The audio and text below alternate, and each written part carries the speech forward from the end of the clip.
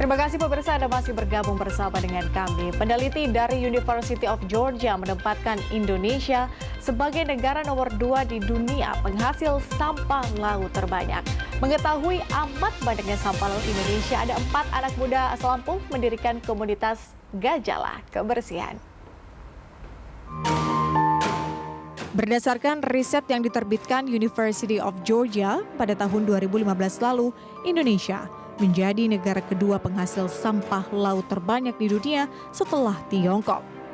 Sementara itu, Badan Pusat Statistik atau BPS mencatat, per 2021 lalu, sampah plastik yang dihasilkan Indonesia mencapai 66 juta ton. Mengetahui kondisi ini, sekumpulan anak muda dari Lampung pada tahun 2017 lalu kemudian membentuk komunitas Gajah Kebersihan.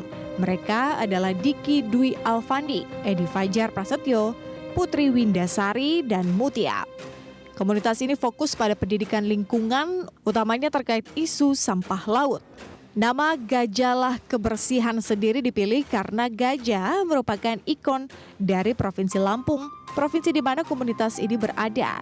Sekaligus juga merupakan plesetan dari kata jagalah kebersihan.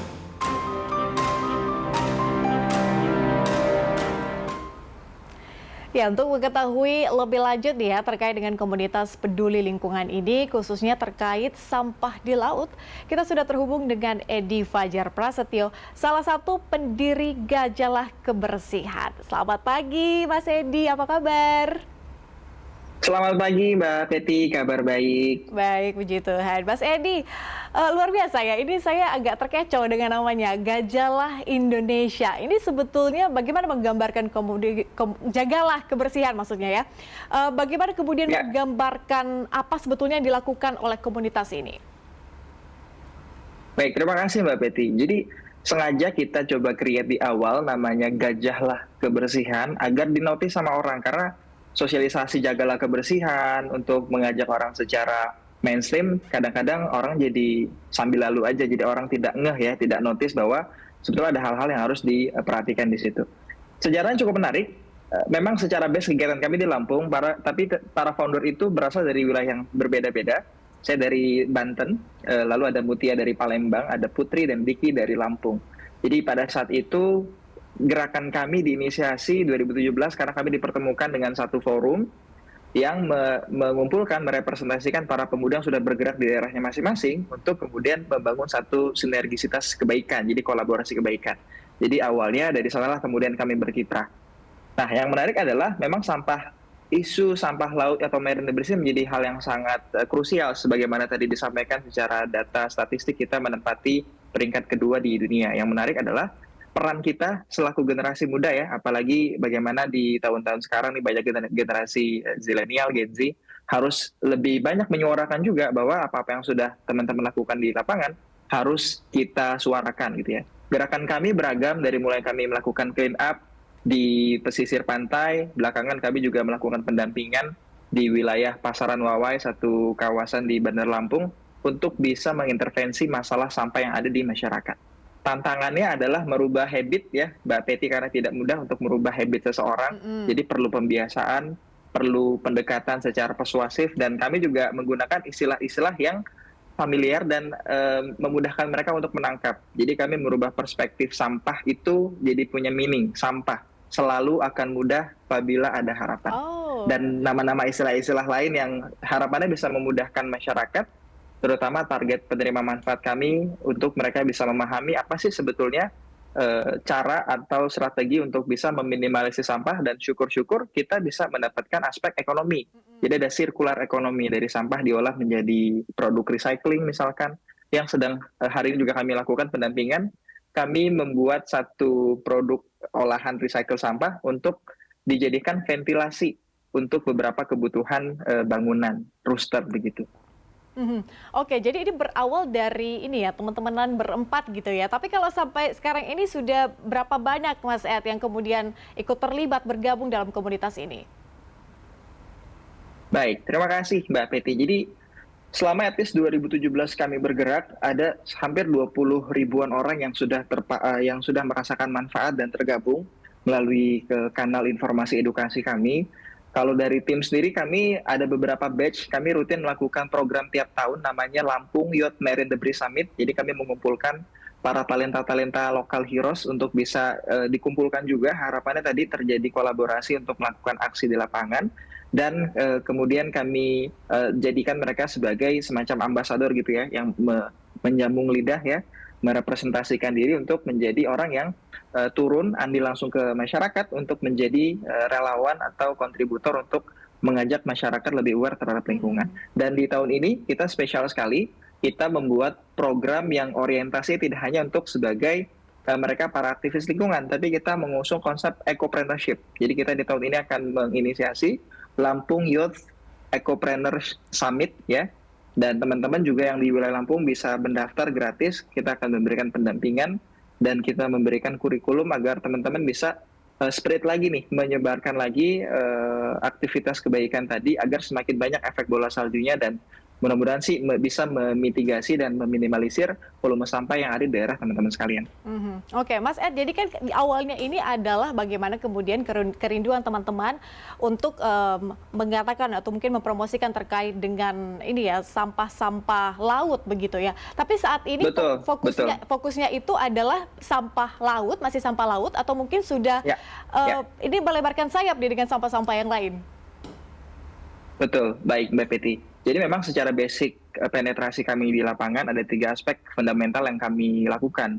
Dari segi edukasi, lalu ecopreneurship, dan basis evidence. Jadi kita semacam melakukan riset begitu. Kami mengumpulkan data-data sampling, apa saja sih sampah yang kemudian sering muncul di lautnya. Sebetulnya kenapa marine debris menjadi isu? Kalau kita lihat secara hulu ke hilir, bisa jadi sebetulnya laut itu menjadi muara akhirnya. Bisa jadi itu sampahnya dari rumah tangga yang kemudian dibuang ke sungai begitu, mengalir dari hulu ke hilir sehingga ujungnya nanti pada sampai ke laut. Maupun sampah-sampah yang sebetulnya tidak diproduksi oleh masyarakat sekitar pesisir, hanya saja karena bermuara dengan arus ya. Kadang-kadang ada satu titik yang itu dia dapat pelimpahan sampah dalam tanda kutip ya. Kalau ada istilah ada banjir kiriman, ini ada juga sampah kiriman karena menyesuaikan arus laut tadi gitu, tersumber di beberapa titik. Bahkan selama kami di lapangan, tidak jarang kami menemukan ada beberapa jenis sampah atau kemasan itu yang justru dari produk-produk asing begitu. Jadi ini sebenarnya menjadi concern bersama untuk bagaimana kita para pemuda lokal atau teman-teman pemuda, apalagi belum lama kan masih kita memperingati Sumpah Pemuda ya. Kita harus kemudian andil memberikan kontribusi terbaik dengan apa yang kita lakukan. Kalau Anda bisa menyelam di laut, Anda bisa menjadi teman-teman divers yang kemudian memunguti sampah misalkan. Kalau Anda seorang sosial media yang aktif, Anda bisa menyuarakan ya, mengajak kebaikan, membuat konten-konten edukasi. Jadi kita bisa melakukan hal-hal sesuai dengan peranan dan kompetensi kita hari ini. Mas, saya penasaran ya, ini sangat penasaran jujur. Tapi ini memang benar-benar basic question sebetulnya. Pertanyaan yang sangat basic. Sebetulnya susahkah mengedukasi masyarakat nih soal sampah laut ini, Mas Ed? Baik, Mbak Betty. Gampang-gampang susah sih memang, karena tadi kadang-kadang sudah menjadi habit ya. Pengalaman kami juga melakukan pendekatan itu, terkadang masyarakat pada umumnya mereka akan merasakan atau bertanya balik kalau kami misalkan memilah sampah atau mengumpulkan sampah untuk dikonversi menjadi produk, hasilnya apa yang real time yang bisa mereka rasakan. Nah, ini kadang-kadang menjadi sebuah challenge bagi kami juga. Jadi kami mengedukasi perlahan. Jadi kami fokus pada mereka yang memang ingin diedukasi. Nah, terakhir kita bikin event di daerah Pasaran Wawai. Kita ajak para Kartini, para ibu-ibu di sana untuk mengolah sampah, dan harapannya dari beberapa produk yang punya nilai ekonomis sebagai efek samping. Kan tujuan utamanya agar sampah residu sampahnya kan terkurangi. Tapi efek ekonomi itu menjadi motif yang menarik untuk kita ajak masyarakat untuk terlibat. Jadi mereka mendapatkan 2 benefit kan, mereka sampahnya terkurangi, tapi mereka ada unsur motif ekonomi yang mendorong mereka untuk ikut bergabung begitu. Jadi memang perlu waktu yang tidak cukup sederhana dan tidak cukup instan ya. Jadi perlu waktu. Kadang-kadang kami juga sering membuat istilah-istilah tadi untuk bisa mengajak masyarakat lebih aware, kayak misalkan kita bikin istilah selingkuh, sedekah lingkungan hijau. Jadi berpartisipasi, berdonasi dengan melakukan kegiatan kebaikan. Lalu kami membuat program-program lain seperti Yuk Darling, Yuk Sadar Lingkungan. Lalu kita mengajak campaign untuk segmennya terutama kepada beberapa generasi yang gapnya agak jauh. Jadi saya sering sebut bersama rekan-rekan para founder, dari mulai segmen usia belia sampai usia beliau. Jadi kalau yang anak-anak muda, remaja, anak-anak kecil kan pendekatannya harus persuasif, mungkin dengan menggunakan game, simulasi, analogi begitu ya. Tapi dengan yang beberapa masyarakat yang dewasa, kita coba berikan benefitnya apa yang secara langsung mereka bisa rasakan. Jadi kira-kira itu beberapa cara-cara yang terus kami ikhtiarkan ya. Dan awalnya hanya komunitas ini, Mbak Peti tadi, kemudian di tahun lalu, sebagai wujud kami ingin membawa energinya lebih besar lagi, kami sepakat para founder untuk kemudian mendirikan ini menjadi sebuah yayasan. Jadi kita sekarang sudah legal di bawah naungan Yayasan Inovasi Sosial Berkelanjutan.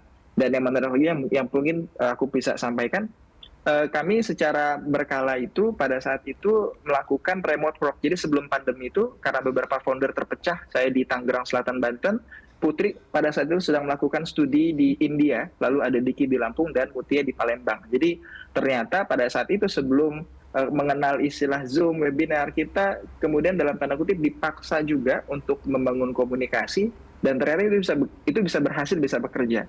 Jadi tidak ada alasan mungkin bagi rekan-rekan di daerah yang menurut Anda tidak punya akses, tapi selama masih ada konektivitas internet, Anda bisa membuka peluang-peluang untuk kolaborasi dari berbagai macam pihak. Oke, baik Mas Ed, terakhir singkat saja. Jadi kalau berbicara soal harapan dan juga rencana, saya pikir Mas Ed dan juga teman-teman ini sudah banyak begitu yang kemudian tercapai. Tapi ada harapan dan juga rencana ke depan. Ini seperti apa nantinya? Dan mungkin pertanyaan selanjutnya yang mungkin bisa juga jadi penutup, Mas Ed, apakah ada harapan bahwa masalah sampah laut ini bisa terselesaikan? Baik, terima kasih Mbak Peti. Tentunya ini menjadi harapan kita bersama, karena sampah menjadi common enemy, musuh bersama begitu ya. Jadi serasa kita secara individu punya keterpanggilan bagaimana bisa memecahkan masalah ini. Tapi kita yakin untuk membuat satu solusi yang holistik, kita tidak bisa bekerja sendiri, harus ada kolaborasi quadrohelix ya, akademisi, business, government, community, dan media. Dalam hari ini BTV sudah kemudian membantu juga mengengage, mengedukasi, mensosialisasikan masyarakat untuk lebih aware nih sama lingkungan. Jadi manfaatnya untuk diri sendiri, untuk lingkungan, dan mungkin untuk generasi kita ke depannya. Kira-kira begitu Mbak Piti.